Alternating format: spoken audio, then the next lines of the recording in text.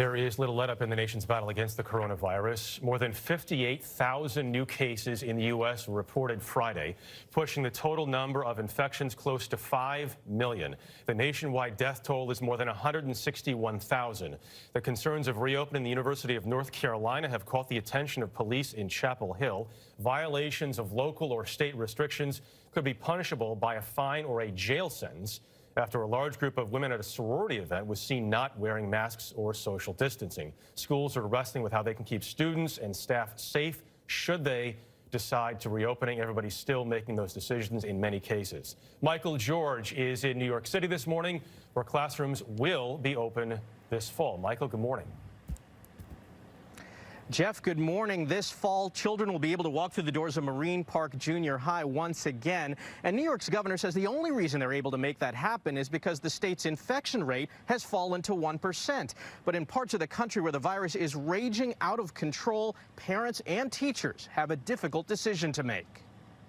At a time when the nation's children are heading back to some sort of school, a new report shows more than 338,000 children tested positive as of the end of July. 97,000 of those cases reported in the last 2 weeks of the month, a 40% jump, and more than 25 children died in July alone. Dr. Tina Hardert hopes increased testing of children will help determine what role they play in transmission. The kits are shipped to the families. They're taught how to collect these samples, and then the samples are sent back by the families to a central repository. But the pressure to get kids into classrooms has left superintendents in more than 13,000 different school districts across the country trying to figure out how to keep children safe amidst a myriad of public health mandates and advisories, and also handle learning differences. In Niles, Michigan, Superintendent Dan Applegate is depending on plexiglass to use for students with learning difficulties. As I'm sitting here and I could articulate, the student on the other side would be wearing a mask, and then I could put my mask on, that student could drop their mask and articulate as well.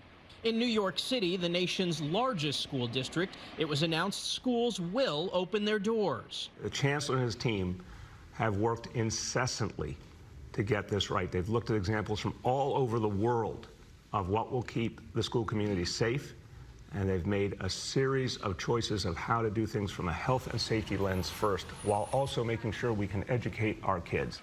Mayor Bill de Blasio gave parents until last night to register students to either come to school, learn from home, or do a combination of both. You're going to see a very clean and disinfected bus. Lawrence Township, Indiana, is cleaning its buses with hospital-grade disinfectant spray. We've actually got fogging machines. But here, many students aren't expected to get on the bus. 35% of them are predicted to stay home to learn remotely, while many school districts have announced they won't open at all.